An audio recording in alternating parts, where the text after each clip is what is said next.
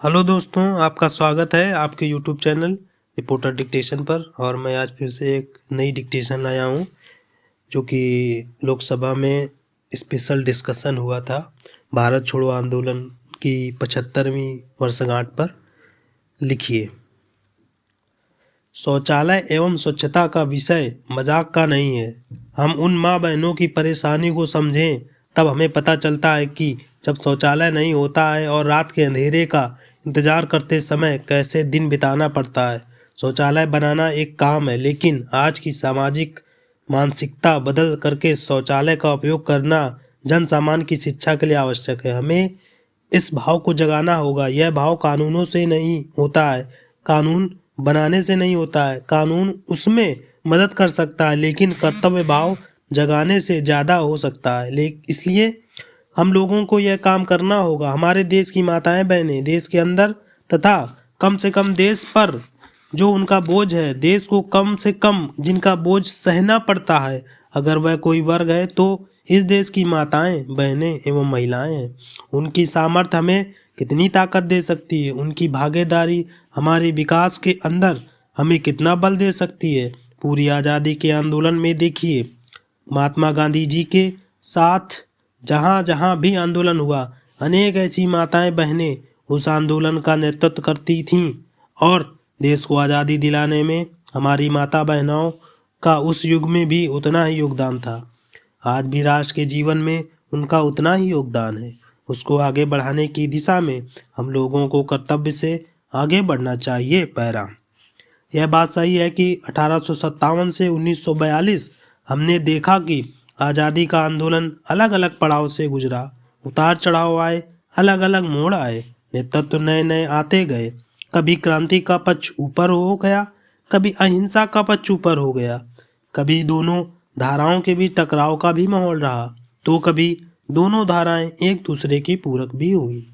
यह सारा 1857 से 1942 का कालखंड हम देखें, एक प्रकार से इंक्रीमेंटल था। धीरे धीरे बढ़ रहा था, धीरे धीरे फैल रहा था, धीरे धीरे लोग जुड़ रहे थे। लेकिन 1942 टू 1947 वह इंक्रीमेंटल चेंज नहीं था, एक डिसरप्शन का एनवायरनमेंट था। उसने सारे समीकरणों को खत्म करके आज़ादी देने के लिए अंग्रेज़ों को मजबूर कर दिया था, जाने के लिए मजबूर कर दिया था। 1857 से 1942 धीरे धीरे कुछ होता रहता था, चलता रहता था, लेकिन 1942 टू 1947 वह स्थिति नहीं थी। पहला, हम समाज जीवन में देखें, पिछले 100-200 सालों का इतिहास देखें तो विकास की यात्रा एक इंक्रीमेंटल रही थी। धीरे धीरे दुनिया आगे बढ़ रही थी, धीरे धीरे दुनिया अपने आप बदल रही थी। लेकिन पिछले 30-40 सालों में दुनिया में अचानक बदलाव आया, जीवन में अचानक बदलाव आया और टेक्नोलॉजी ने बहुत बड़ा रोल प्ले किया। कोई कल्पना नहीं कर सकता कि इन 30-40 सालों में दुनिया में जो बदलाव आया है, व्यक्ति के जीवन में, मानव के जीवन में, सोच में जो बदलाव आया है 30-40 साल पहले हमें नज़र नहीं आता था। इस डिसरप्शन वाला यह पॉजिटिव चेंज अनुभव करते हैं। जिस प्रकार से इंक्रीमेंटल से बाहर निकल करके एकदम से एक हाई जंप की तरफ चले गए, मैं समझता हूँ कि 2017-2022 क्विट इंडिया के 75 साल और आज़ादी के 75 साल के बीच के 5 साल 1942 टू 1947 का जो मिजाज था,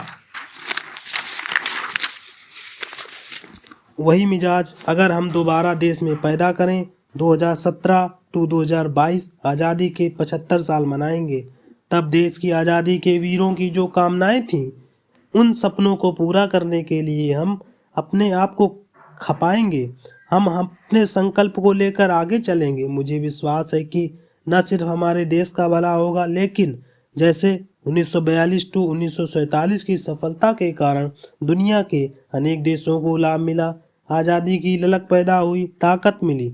भारत को आज दुनिया के कई देश, एक भाग ऐसा है जो भारत को उस रूप में देख रहा है। अगर हम 2017 टू 2022 जो कि हम लोगों की जिम्मेदारी का कालखंड है, अगर हम विश्व के सामने भारत को उस ऊंचाई पर लेकर जाते हैं तो विश्व का एक बहुत बड़ा समुदाय है जो किसी नेतृत्व की तलाश में, मदद की तलाश में है, किसी के प्रयोगों से सीखना चाहता है।